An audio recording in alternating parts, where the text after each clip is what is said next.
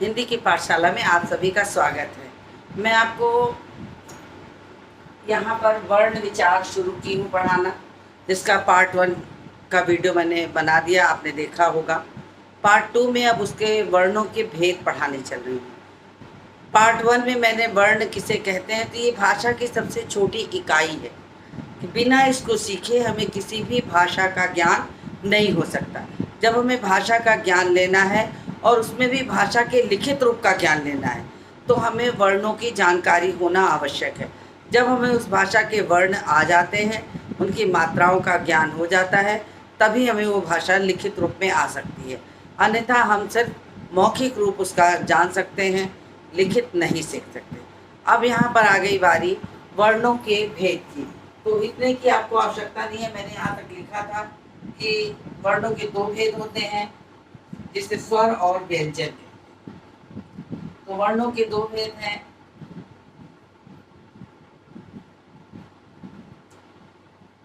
स्वर और व्यंजन।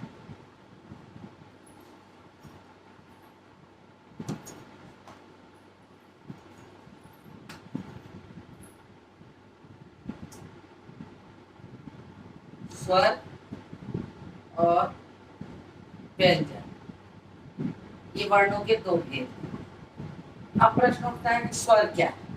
तो सबसे पहले तो आपको जानना चाहिए स्वर और व्यंजन। तो हमारे हिसाब से जहाँ तक होता है, ये 11 होता है और ये 33 होता है।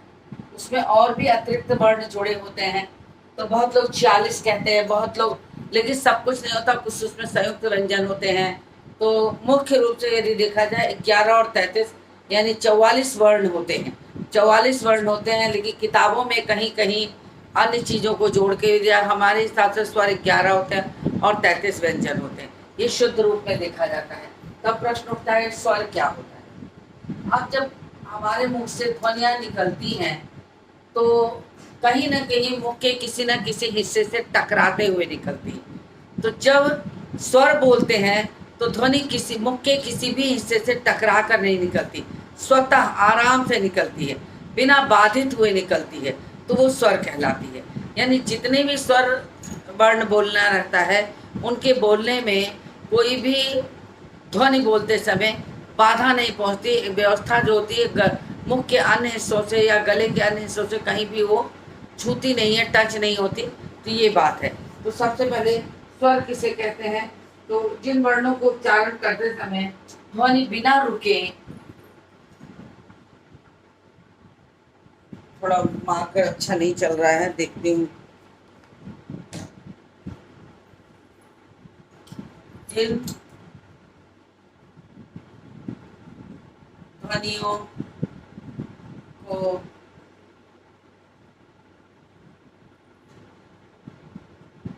उच्चारित करते समय श्वास वायु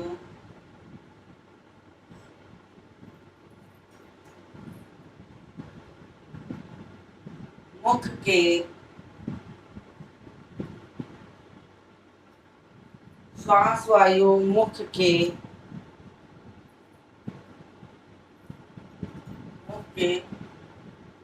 किसी भी हिस्से से न टकराते हुए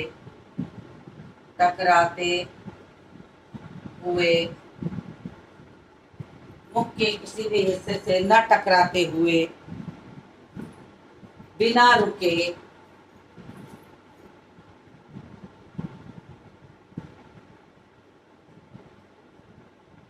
रुके मुख से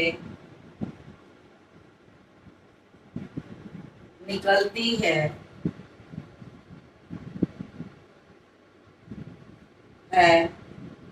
तो उसे स्वर कहते हैं।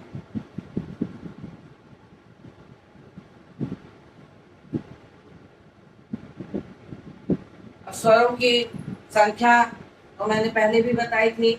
और स्वर कौन कौन से होते हैं, जैसे आ, आ, ई, ओ ओ रे ए आई ओ आओ। ये स्वर हो गए। 1 2 3 4 5 6 7 8 9 10 11। तो इनकी संख्या कुल आओ, इनकी कुल संख्या 11।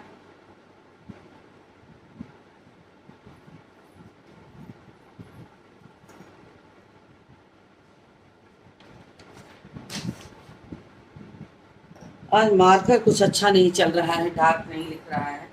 इनकी कुल संख्या 11 होती है।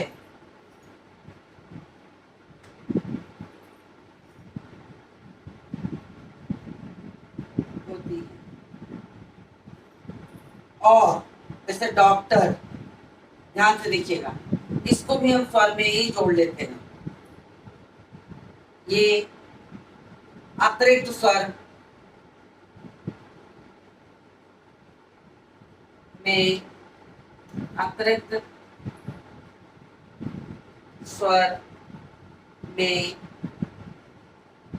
माना जाता है।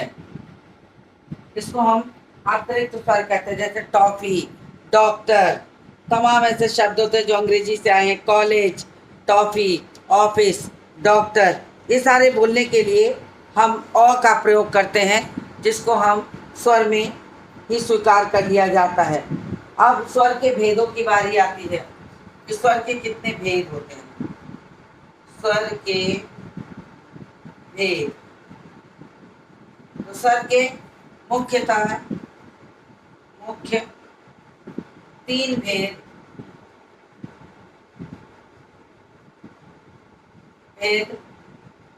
होते हैं।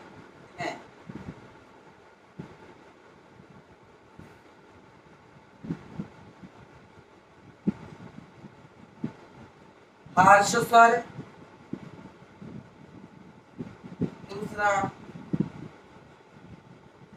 दीर्घ स्वर, और तीसरा है प्लुप्त स्वर।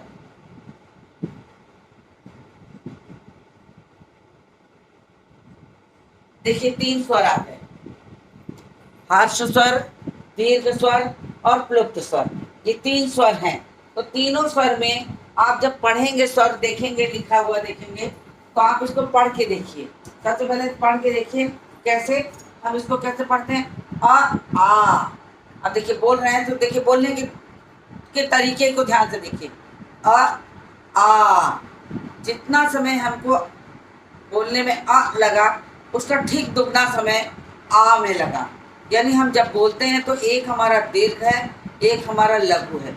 इसको हम बच्चों को जब सिखाते हैं तो कहते हैं छोटा आ, बड़ा आ। छोटा आ कहने का मतलब जिसमें छोटा समय लगे, और बड़ा आ कहने का समय जिसमें छोटे आ से दुगना समय लगे, वो बड़ा आ हो गया।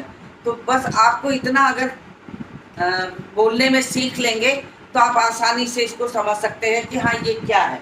बस ये जिसको हम लोग पढ़ाते समय बच्चों को सिखाते हैं आ ई।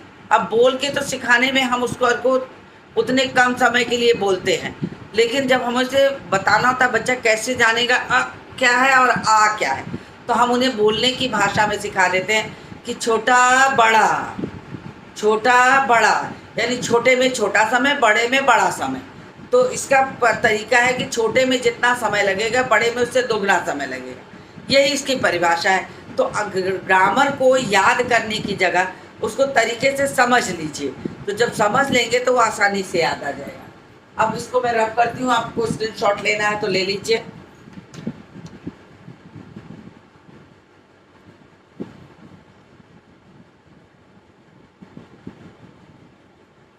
चलिए इसको मैं रब कर देती हूँ।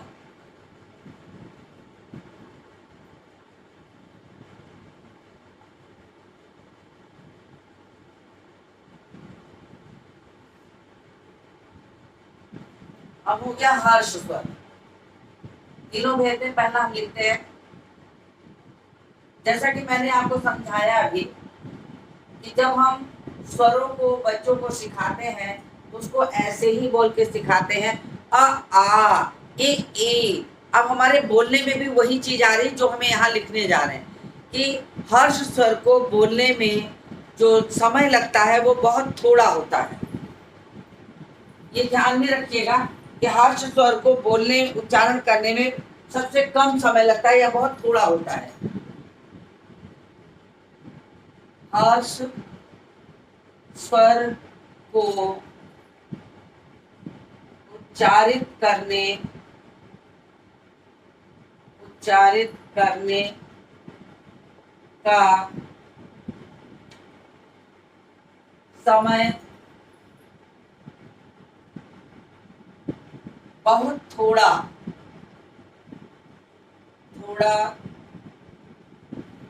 होता है, अर्थात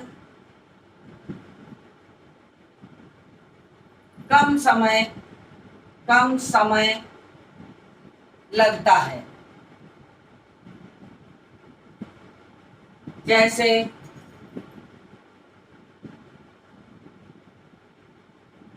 अ ए ओ ए ओ, ये सब देर लग हो गए। अब क्या हो गया? देर। अब हम जब बच्चों को सिखाए तो क्या सिखाए थे? अ आ।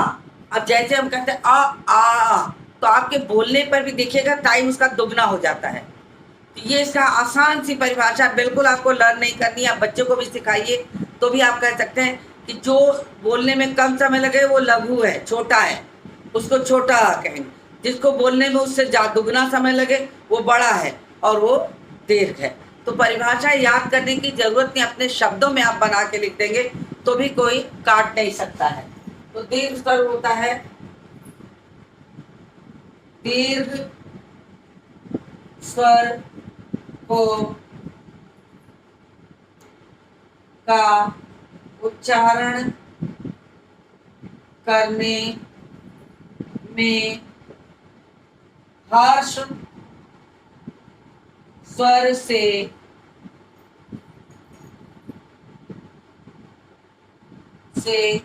2 गुना समय लगता है, अर्थात बोलने में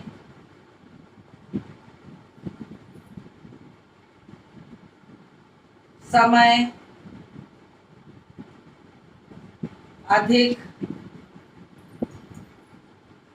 लगता है। जैसे आ, अब यहाँ आ जाएगा, आ ए तो यहाँ ई, यहाँ ओ तो यहाँ ऊ, यहाँ ए यहाँ आए, यहाँ ओ यहाँ आओ। तो इस तरीके से आपको लघु और दीर्घ स्वर पहचानना जान जाएंगे। अब बारी आती है प्लुप्त। क्या है प्लुप्त स्वर? प्लुप्त स्वर का प्रयोग हम बहुत कम करते हैं। अब ये जान लीजिए, जितना समय इसमें लगेगा उससे दुगना समय इसमें लगेगा और इससे भी दुगना समय, ज्यादा समय इसमें, यानी तिगुना समय। प्लुप्त स्वर को बोलने में हमेशा हमें तिगुना समय लगता है। जिस स्वर को बोलने में हमें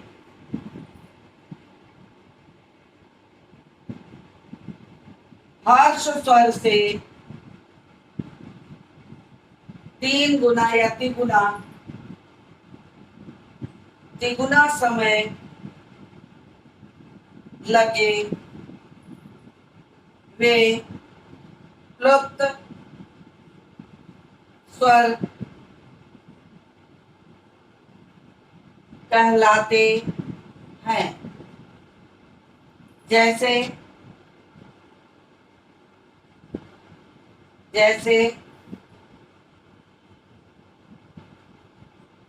हम ओम बोलते हैं, जब हम ओम बोलते हैं ओम, तो हम ओ को खींचते हैं, तो खींचने के बाद जो ओ का स्वर आता है और जितना टाइम उसमें लगता है उसको हम एस के माध्यम से दिखाते हैं, ये स्वर की आवाज है।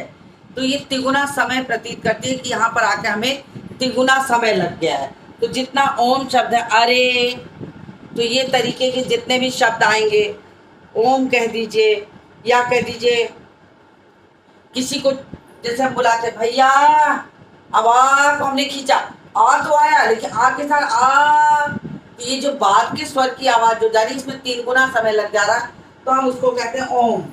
ओम में लगने वाला समय भैया इत्यादि।